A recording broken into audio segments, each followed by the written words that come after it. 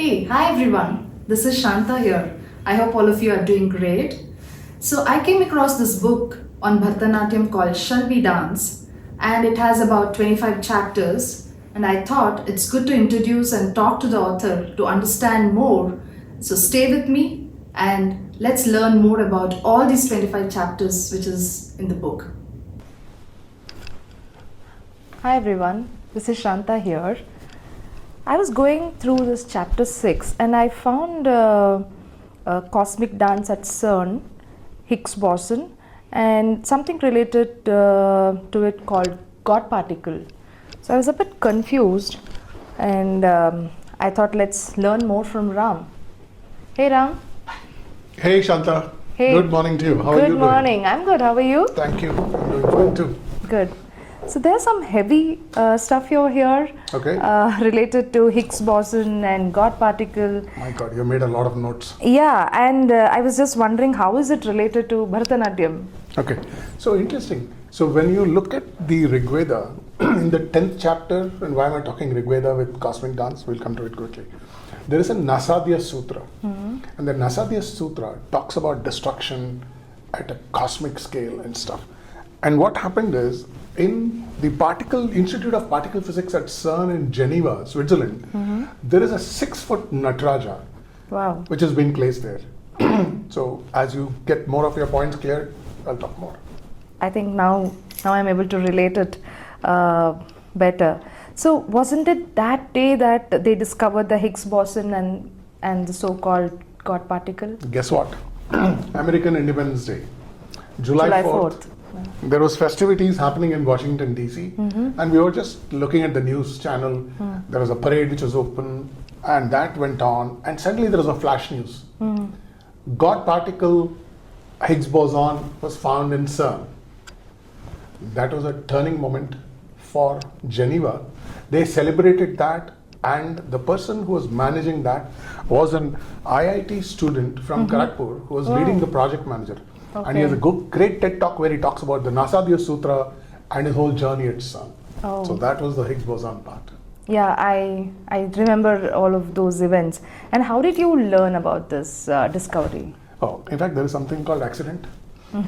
In research, you have some accidents. Yeah. Like in physics experiments, you have accidents. Yeah. So I was just going through, and suddenly I found that during the time of Abdul Kalam, when he was the president, this great 6-foot Nataraja statue found its way all the way to Geneva, placed somewhere between buildings 39 and 40 in the research lab. And then I was intrigued. I was looking at some Pinterest, and I was looking at one thing to the other, and it's Google, right? So Yeah. just led to. And what was the coverage like in the United States? The coverage was not about Nataraja, but as much about the God particle.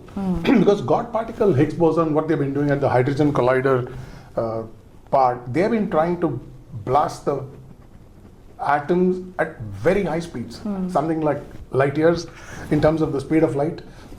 But the instant they found this God particle part, they found that there is something unique about it.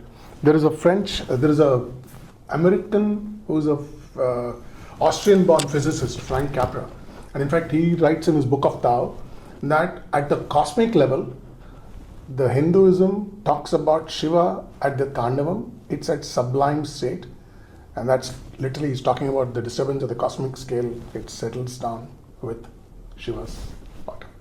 Wow. And where exactly is the statue located? So this is in Geneva, in the Institute of Particle Physics at CERN, and as you enter the campus, you'll find it very prominently placed between the two buildings. Wow. I'm really curious to go Yes. and visit and see. That's really fascinating. And now, how does Nataraja's dance relate to this modern physics? So what Frank Capra has been talking about, and he's possibly at his heart, maybe he's a big Hindu scholar.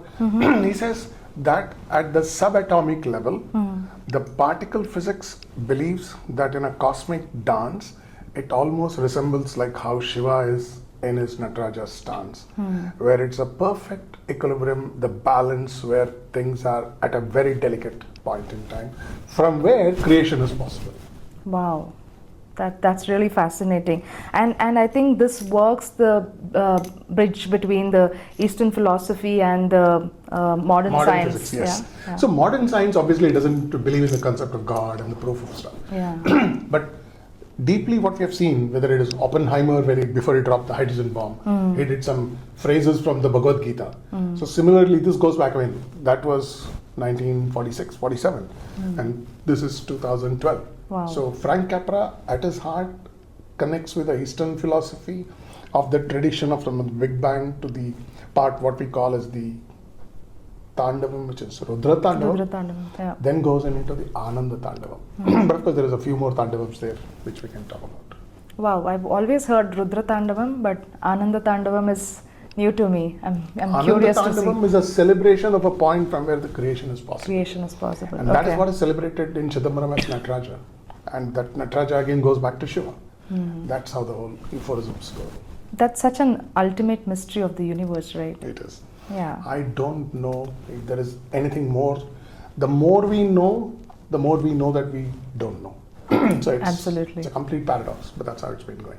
Yeah, and this is where the statue of Shiva, where he's performing the Tandavam, it symbolizes the cosmic cycle from Destruction creation to destruction, Correct. right?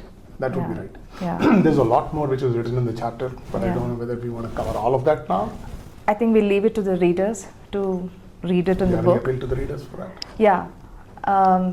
I think you've got more curious, especially related to the theory and Shiva Tandavam and the Bharatanatyam. Readers, please do read this chapter to know more about it. And thanks, Ram. Thanks for